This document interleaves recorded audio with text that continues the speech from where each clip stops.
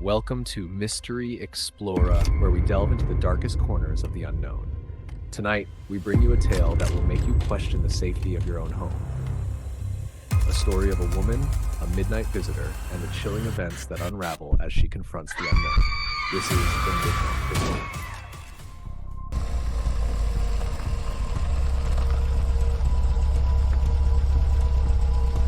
Emily had always dreamed of escaping the chaos of city life. When she stumbled upon a charming old house in a quiet rural town, she thought she'd found the perfect place to start fresh. The house was everything she'd hoped for, picturesque, with a wraparound porch and large windows that let in plenty of light. But it was old, with a history that made the locals whisper. The realtor had mentioned that the house had been vacant for years, left abandoned after the sudden disappearance of the previous tenant. But Emily didn't mind. She was ready to make this house her home. The first few days were blissful. Emily spent her time unpacking, decorating, and exploring the nearby town. The neighbors were friendly, though a bit distant, and the town itself seemed frozen in time, of a fire crackling in the fireplace. But as night fell on the fifth day, something changed. Emily was sitting in her living room, enjoying the warmth of the fire, when she heard it for the first time, a soft, barely audible knock on the front door. She hesitated, wondering if she'd imagined it, but the sound came again, a little louder this time. Emily got up and opened the door, expecting to see a neighbor or perhaps a late-night visitor. But the porch was empty, the street silent and still. Over the next few nights, the knocks continued.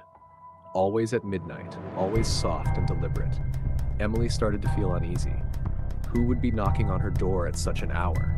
And why was there never anyone there? She asked the neighbors if they had noticed anything unusual, but they simply shook their heads.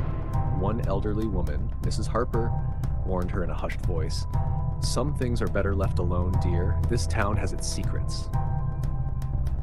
Emily tried to ignore the warning, but the knocking grew more insistent. Each night, it seemed to grow louder, more urgent, as if someone or something was desperate to be let in. Sleep became elusive. Emily found herself staying up later and later, dreading the arrival of midnight. She checked the locks on the doors and windows, made sure the house was secure, but the knocking always came, persistent and unnerving. She began to feel like she was being watched, the hair on the back of her neck standing on end whenever she walked through the house at night. Shadows seemed to move in the corners of her vision, and the house, once so welcoming, started to feel oppressive, as if it were alive. Determined to get to the bottom of the mystery, Emily decided to document the strange occurrences. She set up cameras around the house, focusing on the front door, hoping to catch whoever was behind the midnight knocks. Sound of camera beeps, followed by silence. The next night, she stayed up watching the monitors. Midnight approached, and her heart raced as she watched the clock tick closer to the hour. Then, just as expected, the knocking began. But when Emily reviewed the footage, there was nothing. No one was at the door, and yet the sound was unmistakable. The cameras showed only the empty porch, the door rattling slightly with each knock, but no visible source. Frustrated and frightened, Emily turned to the internet for answers. She found forums dedicated to paranormal activity, where people shared stories similar to hers. Some suggested that she might be dealing with a restless spirit. Others warned that it could be something darker, something malevolent.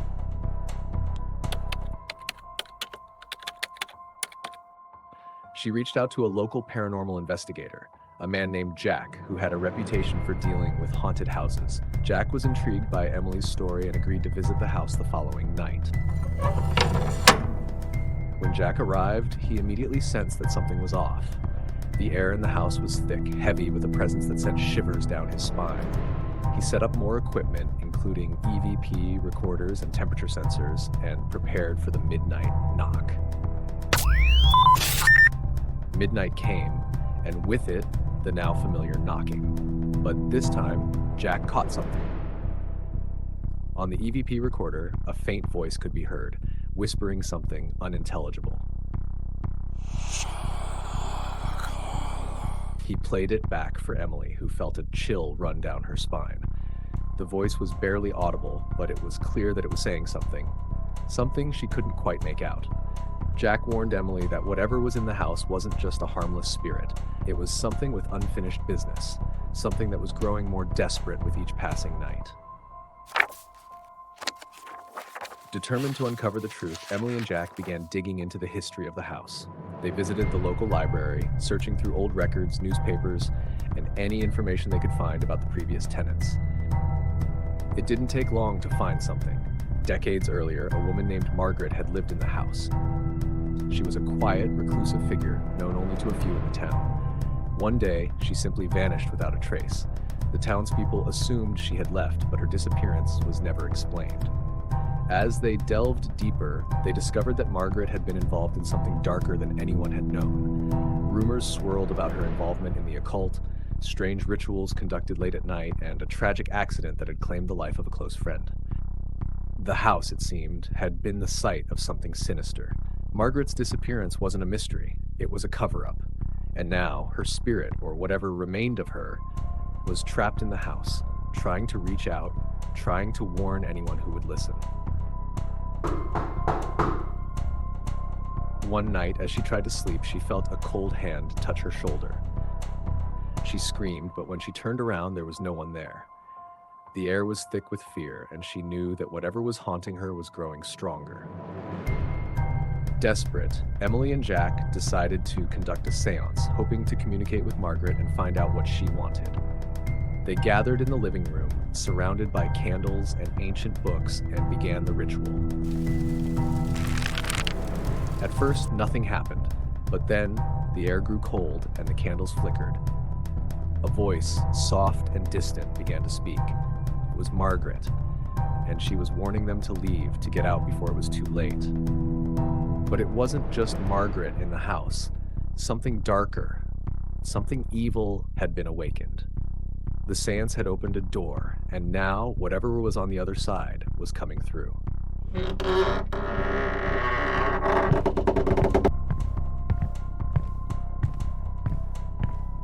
With time running out, Emily knew she had to act.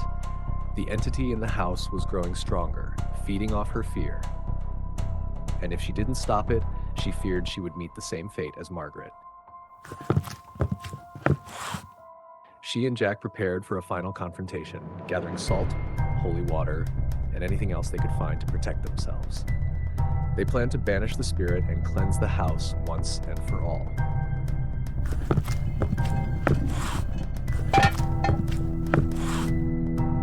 As midnight approached, the house grew unnaturally silent. The air was thick with anticipation, as if the very walls were holding their breath. Then the knocking began, louder than ever before, shaking the very foundation of the house. Emily and Jack stood their ground, chanting ancient incantations, throwing salt and holy water at the shadows that seemed to crawl out of the walls. The entity fought back, pushing against them with a force that felt like a hurricane. Sound of wind howling, objects being thrown around.